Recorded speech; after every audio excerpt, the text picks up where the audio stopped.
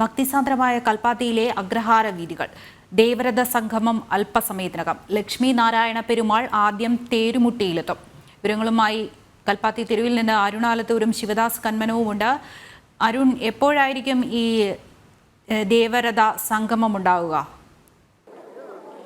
അല്പസമയത്തിനകം തന്നെ ദേവരഥ സംഗമം നടക്കും. ഇപ്പോൾ ഞങ്ങളുടെ പുറകിലായിട്ട് മന്തക്കര മഹാഗണപതിയുടെ രഥം ഈ ഒരു അഗ്രഹാര വീഥികളിലൂടെ പ്രയാണം നടത്തി കടന്നുപോയി കഴിഞ്ഞു. ഇനി ഏതായാലും വരാൻ പോകുന്ന രഥങ്ങൾ, അടുത്തത് ലക്ഷ്മി നാരായണ പെരുമാൾ സ്വാമിയുടെ രഥം തേരുമുട്ടി ഭാഗത്തേക്ക് എത്തിയിട്ടുണ്ട്. ആ ലക്ഷ്മി നാരായണ പെരുമാൾ സ്വാമിയുടെ രഥത്തിന്റെ തൊട്ട് പുറകിലായി പ്രസന്ന മഹാഗണപതി ക്ഷേത്രത്തിലെ രഥവും എത്തും.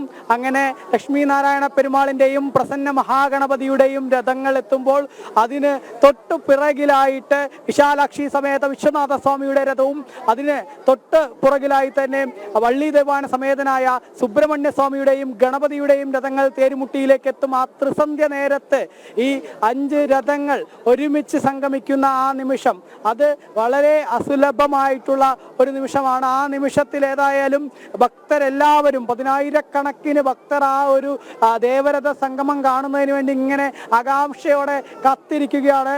ഒരുപാട് ഭാഗത്തുനിന്ന്. എവിടെ നിന്ന് വരികയാണ് ചേട്ടാ? തൃശ്ശൂര്. ആദ്യമായിട്ട് വരികയാണോ? എന്റെ പേര് ഗിരി. ഞാൻ ആദ്യമായിട്ട് വരിക. എങ്ങനെയുണ്ട് കൽപ്പാത്തി? നല്ല കാണുമ്പോൾ വളരെ സന്തോഷം തോന്നുന്നു. സന്തോഷമുണ്ട്. നാട്ടിക തൃശ്ശൂർ നാട്ടിക തുപ്രയാർന്ന് വരുന്നതാണ്. കൽപ്പാത്തിയിലേക്ക് വളരെ ഭംഗിയായ പരിപാടിയാണ്. നല്ല ഭംഗിയായിട്ട് പോണ്. ഭക്തിസാന്ദ്രമായ മുഹൂർത്തമായതാണ്. അതിശയം തന്നെ തോന്നുന്നു. ഞാൻ ആദ്യമായിട്ട് വരുന്നതാണ് ഇവിടെ കൽപ്പാത്തിയിട്ട് കാണാൻ വേണ്ടി വരുന്നതാണ്. ഞങ്ങൾ എല്ലാ അമ്പലങ്ങളിലും പോയി ക്ഷേത്രങ്ങളിലൊക്കെ തൊഴുതു. ഞങ്ങൾ തൃപ്രയാറാണ്. ഞങ്ങൾ 3 പേര് തൃപ്രയാർന്ന് വന്നിട്ടുള്ളതാണ്. ഞാനിപ്പോൾ ഒരു 4 വർഷമായി ഇപ്പോൾ തുടർച്ചയായിട്ട് വരുന്നു. നല്ലൊരു ഭക്തിസാന്ദ്രമായ ഒരു അന്തരീക്ഷമുണ്ട്. നാനാവധി ജനങ്ങൾ യാതൊരു ബുദ്ധിമുട്ടും ഇല്ലാണ്ട്, ഒരു പ്രശ്നങ്ങളും ഇല്ലാത്ത ഒരു പരിപാടി എന്ന് പറഞ്ഞെങ്കിൽ കൽപ്പാത്തി രഥോത്സവത്തിനെ പറയും. രാമന്റെ അടുത്ത് നിന്ന് മഹാദേവന്റെ അടുത്തേക്ക്. അതെ, രാമന്റെ അടുത്ത് നിന്ന് വേറെ രാമന്റെ അടുത്തേക്ക് എത്തിയിരിക്കുന്നത്. ഇദ്ദേഹം ഇവിടെ തന്നെയാണ് വീട്. ഈ അമ്പലത്തിന് തൊട്ട് ബാക്കിലാണ് എൻ്റെ വീട്. ഒരു 40 വർഷമായിട്ട് ഞാൻ ഇവിടെ താമസിക്കുകയാണ്. ഞാൻ ഇലക്ട്രിസിറ്റി ബോർഡിലെ എഞ്ചിനീയർ ആയിരുന്നു. ഈ ഭാഗങ്ങൾ മുഴുക്കെ പ്രധാനപ്പെട്ട ഉത്സവമാണ് നിങ്ങളെ സംബന്ധിച്ചിടത്തോളം കൽപ്പാത്തി. സംബന്ധിച്ചിടത്തോളം എന്ന് പറഞ്ഞാൽ ഇതേമാതിരി ഒരു ഉത്സവം വേറെ ഇല്ല, കേരളത്തിൽ ഇല്ലെന്ന് തന്നെ പറയാം. അത് ഇനിയും നാൾക്ക് നാൾ ഇത് ഇന്ത്യ ഒട്ടുക്കല്ല, ലോകം ഒട്ടുക്കും ഇതിങ്ങനെ ഒരു പ്രഗത്ഭമായ ഒരു ഉത്സവമായിട്ട് മാറി. എല്ലാവരും ഇത് ഉൾക്കൊണ്ട് നല്ല നല്ല കാര്യങ്ങൾ പ്രവർത്തിച്ച് തീർച്ചയായിട്ടും ഇതുവരെ കഴിഞ്ഞ കൊല്ലത്തിന്റെ അന്ന് ഉണ്ടായിരുന്നതിനേക്കായി എത്രയോ, അത് ഒരു പക്ഷേ ഇപ്പൊ വരുന്ന ഈ രാഷ്ട്രീയ മുതലെടുപ്പിന്റെയും മറ്റു കാര്യങ്ങളും കൊണ്ടായിരിക്കാം, ഈ ഇലക്ഷന്റെ കാര്യങ്ങളും കൊണ്ടായിരിക്കാം ഇത്രയും ജനങ്ങൾ ഇതിൽ വന്ന് കൂടാൻ കാരണം.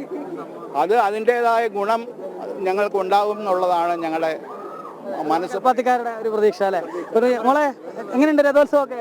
നന്നായിട്ടുണ്ട്. എന്തൊക്കെ കണ്ടു? തേര് കണ്ടു. പ്രാർത്ഥിച്ചോ ദൈവത്തേക്ക്? എന്തെങ്കിലൊക്കെ മേടിച്ചോ? എന്തൊക്കെ വാങ്ങിച്ചു തരണം പറഞ്ഞു? കുറെ സാധനം പറഞ്ഞിട്ടുണ്ടല്ലേ?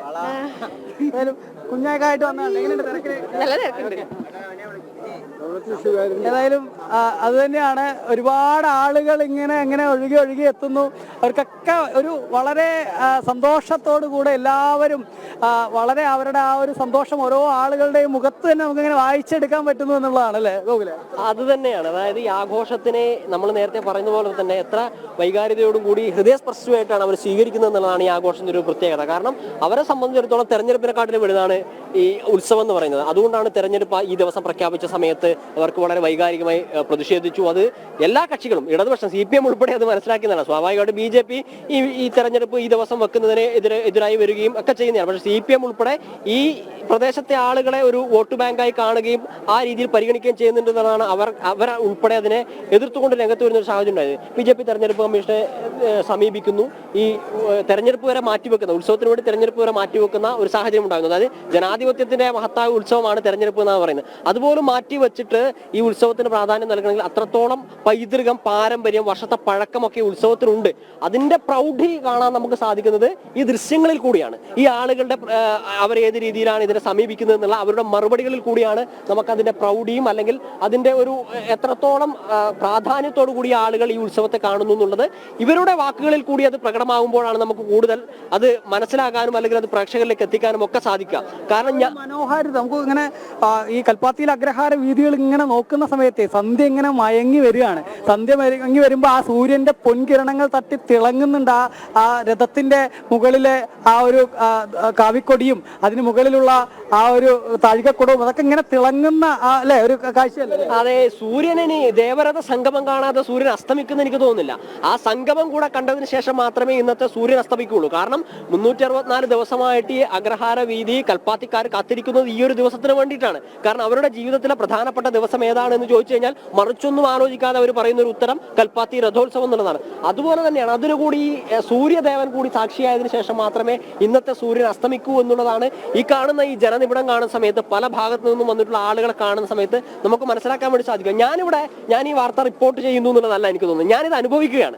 എന്നെ സംബന്ധിച്ചിടത്തോളം ഞാൻ ഈ കൽപ്പാത്തി രഥോത്സവം അനുഭവിക്കുകയാണ്, ഞാൻ ഇതിന്റെ ഭാഗമാവുകയാണ്. എനിക്ക് അത് ഞാൻ കൽപ്പാത്തിയിൽ ആദ്യമായിട്ടാണ് വരുന്നത്. കൽപ്പാത്തിയിലേക്ക് വന്നിട്ട് 2 ദിവസമേ ഉള്ളൂ, കോഴിക്കോടായിരുന്നു. പക്ഷേ ഈ കൽപ്പാത്തി രഥോത്സവത്തിന്റെ അവസാന നാളുകളിൽ ഈ ദേവരഥ സംഗമം ഒക്കെ കാണാനൊരു നിയോഗം പോലെ എത്തിപ്പെട്ടതായിട്ടാണ് ഞാൻ മനസ്സിലാക്കുന്നത്. കാരണം ഈ കൽപ്പാത്തിയുടെ ഷെഡ്യൂളിൽ ഞാൻ ഉണ്ടായിരുന്നില്ല. ഇവിടുന്ന് ശബരിമലയിലേക്ക് നമ്മുടെ കുറച്ച് ആളുകൾ പോകേണ്ടി വന്ന സമയത്ത് ഇങ്ങോട്ടേക്ക് ഡെപ്യൂട്ടേഷനായിട്ട് വരേണ്ടി വന്നതാണ്. വന്നത് ഞാനൊരു നിയോഗം പോലെ കണക്കാക്കുകയാണ്. കാരണം ഈ 1-ാം തേർ ഉത്സവത്തിന്റെ അന്നാണ് ഞാൻ ഇവിടെ എത്തുന്നത്. അവസാന ദിവസവും ഞാൻ ഈ ദേവരഥ സംഗമം നടക്കുന്ന അവസാന സമയത്ത് ഇവിടെ ഉണ്ട്, അത് റിപ്പോർട്ട് ചെയ്യുന്നുണ്ട്. ആ ദേവരഥ സംഗമത്തെ ഇവിടെയുള്ള ആളുകൾ നോക്കി കാണുന്നത് അവർ ഇരു കൈയും മുകളിലേക്കൊക്കെ ഉയർത്തിയിട്ട് ഹര ഹര മഹാദേവ വിളികളോട് കൂടിയിട്ട് അതിന്റെ ഭാഗമാവുന്നതൊക്കെ അതിനുവേണ്ടിയാണ് ഞാൻ കാത്തിരിക്കുന്നത്. കാരണം ഈ കഴിഞ്ഞ 2-3 ദിവസമൊക്കെ ആയിട്ട് ഇവർ ഈ ഉത്സവത്തിന്റെ ഭാഗമാവുന്നത് വളരെ കൗതുകത്തോട് കൂടിയിട്ടാണ് ഞാൻ കാണുന്നത്. അപ്പോൾ അതിന്റെ പ്രധാനപ്പെട്ട ചടങ്ങ് ഏതാനും നിമിഷങ്ങൾക്ക് 6 മണിയോട് കൂടിയിട്ടാണ് വരാൻ പോകുന്നത്. ദേവരഥ സംഗമം 6 രഥങ്ങൾ ഒരുമിച്ച് വരുന്നു. അത് കാണാനാണ് 1 വർഷമായിട്ട് ഈ കൽപ്പാത്തിയിലെ ജനങ്ങൾ കാത്തിരിക്കുന്നത് എന്നുള്ളതാണ് പ്രധാനപ്പെട്ട സവിശേഷത, അല്ലെങ്കിൽ അതിലെ കൗതുകം. ആ ജനങ്ങൾ ഈ ദേവരഥ സംഗമം കാണാനും ആ സംഗമത്തെ കൽപ്പാത്തിക്കാർ എങ്ങനെയാണ് ആഘോഷമാക്കുന്നത് എന്നത് കാണാനുമാണ് ഞാൻ കാത്തിരിക്കുന്നത്. കാരണം അതൊരു അനുഭവത്തിൽ കൂടി എങ്ങനെയാണെന്ന് മനസ്സിലാക്കണം. വരുന്ന വർഷങ്ങളിലൊക്കെ ഒരു പക്ഷേ എന്നെയും ഇവിടെ ആദ്യമായിട്ട് വരുന്ന ആളുകളെയും ഒക്കെ ഇങ്ങോട്ടേക്ക് എത്തിക്കുക ആ ഒരു മുഹൂർത്തമായിരിക്കാം. ആ മുഹൂർത്തം ഞാൻ സസൂക്ഷ്മം നിരീക്ഷിച്ചിരിക്കുകയാണ്. 6 മണിയോട് കൂടിയിട്ടായിരിക്കുമല്ലോ അത് ഉണ്ടാവുക. തീർച്ചയായും 6 മണിയോട് കൂടെ തന്നെ ആ ദേവരഥ സംഗമത്തിലേക്ക് കടക്കും എന്നുള്ളത് തന്നെയാണ്. ഏതായാലും 5 രഥങ്ങളായിരിക്കും അവിടെ സംഗമിക്കുക എന്ന് നമ്മൾ നേരത്തെ പറഞ്ഞിരുന്നു. അതിൽ ഒരു രഥം 6 രഥങ്ങളാണ് പ്രധാനമായിട്ടും ഈ കൽപ്പാത്തിയിലെ രഥോത്സവത്തിലുള്ളത്. ആ 6 ഗൂഗിൾ കൽപ്പാത്തി രഥോത്സവത്തിന്റെ ദേവരഥ സംഗമമാണ് അല്പസമയത്തിനകം നടക്കുക.